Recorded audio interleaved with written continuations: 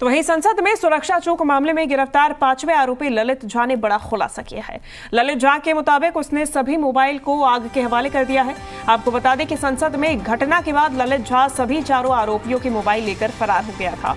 पूरी घटना की उसने रिकॉर्डिंग भी की थी। फिलहाल पुलिस ललित झा को आज कोर्ट में पेश करेगी और रिमांड पर लेकर उससे पूछताछ की जाएगी।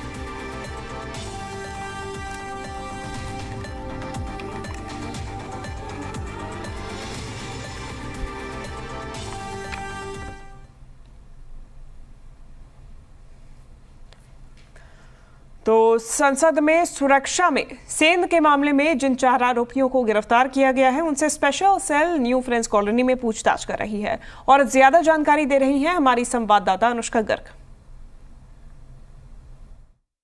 संसद की सुरक्षा में चूक के मामले में जिन 4 आरोपियों को गिरफ्तार किया गया था उनको कल ही पटियाला हाउस कोर्ट में पेश किया गया, जिसमें पुलिस ने 15 दिन की रिमांड मांगी थी, लेकिन सिर्फ 7 दिनों की रिमांड जो है वो दी गई, जिसमें जितने भी आरोपी हैं उनको बिठा करके दिल्ली के न्यू फ्रेंड्स कॉलोनी में स्पेशल सेल के द्वारा पूछताछ की जा रही है। एक बार आपको तस्वीरें दिखाना चाहेंगे। यही न्यू फ्रेंड्स कॉलोनी का स्पेशल सेल है जहाँ पर फिलहाल चारों आरोपियों को बिठाकर आमने सामने बिठाकर उनसे पूछताछ जो है वो की जा रही है। यूएपीए के तहत इनके ऊपर केस दर्ज किया गया है, जिसके बाद से लगातार पूछताछ का जो सिलसिला है वो जारी है। 5वां आरोपी ललित झा जो कि फरार था, उसने कल ही दिल्ली के कर्तव्य पथ थाने के पास आत्मसमर्पण किया, जिसके बाद आज उसको कोर्ट में पेश किया जाना। और देख सकते हैं कि लगातार पूछताछ जो है वो जारी की जा रही है। संसद में ही इन सभी लोगों ने पूरी प्लानिंग के साथ 2 दिन पहले ही संसद में घुसकर हंगामा किया था, अफरा तफरी मच गई थी, जिसके बाद से संसद की सुरक्षा के ऊपर बड़े सवाल उठ रहे थे, जिसको लेकर के लगातार पुलिस जो है वो जांच पड़ताल कर रही है, क्योंकि पुलिस को इस बात की आशंका है कि लगातार जिस तरीके से इस पूरे घटना को अंजाम दिया गया है इसके पीछे पूरी प्लानिंग जो है वो की गई थी, जिसके बाद से सभी लोग साथ में मिलकर जो है लंबी प्लानिंग के बाद से संसद में घुसकर उन्होंने हंगामा किया। लगातार हम देख रहे हैं कि जिस तरीके से पूछताछ का सिलसिला जो है वो जारी है और इस बात को लेकर के कहीं ना कहीं सभी आरोपियों को बिठाकर पूछताछ किया जा रहा है कि आखिर क्या मोटिव रहा था जिसके वजह से उन लोगों ने इस तरीके की हरकत की, और साथ में साथ संसद की जो सुरक्षा है उसके ऊपर इस तरीके का सवाल जो है वो उठाना पड़ गया।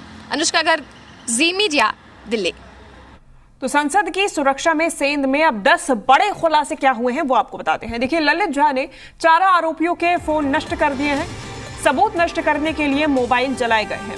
नागौर में महेश ने ललित को शरण दी थी। पूरी घटना में महेश की एक बड़ी भूमिका मानी जा रही है और ये खुलासा सामने आया है। चीन में बने स्मोक क्रैकर का इस पूरी घटना में, इस पूरी वारदात में इस्तेमाल किया गया। संसद में चले स्मोक क्रैकर से खतरा हो सकता था, ये संभावित बात है। जिस तरीके से सभी 2 आरोपी उसमें कूदे वेल में और उसके बाद क्रैकर का इस्तेमाल किया, बड़ा खतरा, बड़ी चूक मानी जा रही है। सांसदों को सांस लेने में समस्या हो सकती थी। चीन में बने स्मोक क्रैकर पर चेतावनी भी लिखी हुई है, यानी कि एक एडवाइजरी और अटेंशन के लिए नोट लिखा गया है। बंद स्थान में क्रैकर नहीं जलाने की ये चेतावनी लिखी गई थी। स्मोक क्रैकर से जान का खतरा भी संभव था।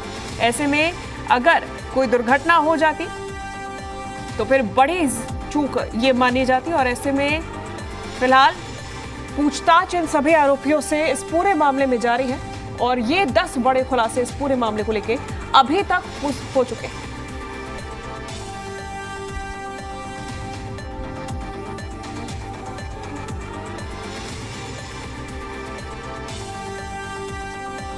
और चलिए ज्यादा जानकारी लेंगे। जी मीडिया संवाददाता अनुष्का गर्ग हमारे साथ जुड़ गई हैं। अनुष्का, पूछताछ जारी है, अभी तक क्या खुलासे और मौके पर कौन कौन से आला अधिकारी मौजूद? बिल्कुल, जैसा कि हमने देखा जो बीते दिनों संसद में सभी लोगों ने मिलकर उपद्रव मचाया, उसको लेकर के नए खुलासे जो है वो सामने आ रहे हैं। जहां हमने देखा था कल 4 आरोपियों को पटियाला हाउस कोर्ट में पेश किया गया था, वहीं कल देर शाम को ललित झा अपने साथी महेश के साथ आकर उन्होंने अपने आप को सरेंडर किया कर्तव्य पथ के पुलिस स्टेशन के पास। फिलहाल ललित झा जो है उसकी पेशी हो गया आज पटियाला हाउस कोर्ट में और महेश को जो है डिटेन किया गया, उसके साथ पूछताछ की जा रही है। माना जा रहा है कि उसका भी इन सभी चीज़ों में एक बड़ा योगदान रहा है। महेश का नीलम से काफ़ी ज़्यादा लंबी जो है बातचीत होती रहती थी, लगातार वो लोग आपस में कनेक्टेड रहते थे।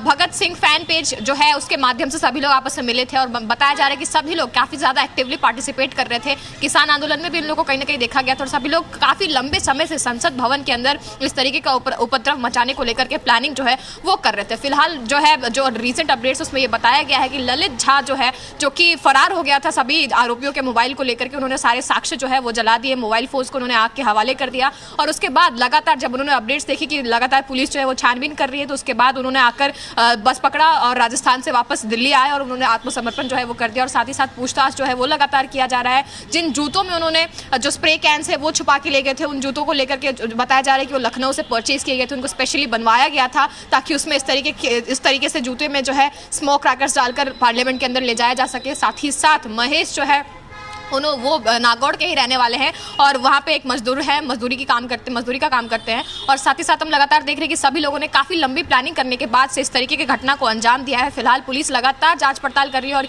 ये तय करने की कोशिश कर रही है कि इसके पीछे का मोटिव क्या रहा होगा। लगातार हम देख रहे हैं, नीलम की भी बात करते हैं, सागर की भी अगर हम बात करें, और बाकी जितने भी आरोपी हैं जिनको अभी गिरफ्तार किया गया, जिनसे पूछताछ जो है वो की जा रही है। 7 दिन के लंबे हिरासत में सबको रखा गया है और लगातार, क्योंकि पुलिस को भी इस बात का अंदेशा है कि ये कोई 1-2 दिन में प्लान की हुई चीज़ नहीं है, इसको लेकर के काफ़ी लंबे समय से प्लानिंग की गई थी। सारे आरोपी यहाँ पर आकर पार्लियामेंट की रेकी करके गए थे कि कौन से वैसे जरिए हैं, कौन से सिक्योरिटी पॉइंट्स हैं जहाँ से उनको एंट्रेंस मिल सकती है। साथ ही साथ स्मोक गन्स, जो स्मोक क्रैकर्स उन्होंने पार्लियामेंट के अंदर जलाए थे, उसको लेकर के भी एडवाइजरी जो है वो सामने आई थी। चाइना में बनाए गए थे वो स्मोक क्रैकर्स और उसमें साफ तरीके से लिखा हुआ था कि बंद कमरे में उसको जलाने से नुकसान हो सकता है और जब उसको इस्तेमाल करते हैं तो ग्लव्स और जो चश्मे हैं वो पहनकर करने हैं। लेकिन उसके बावजूद भी बंद कमरे में पार्लियामेंट के अंदर ही हमने देखा कि किस तरीके से स्मोक क्रैकर्स वहां पर बड़ी वारदात को इस क्रैकर के माध्यम से अंजाम दिया जा सकता था।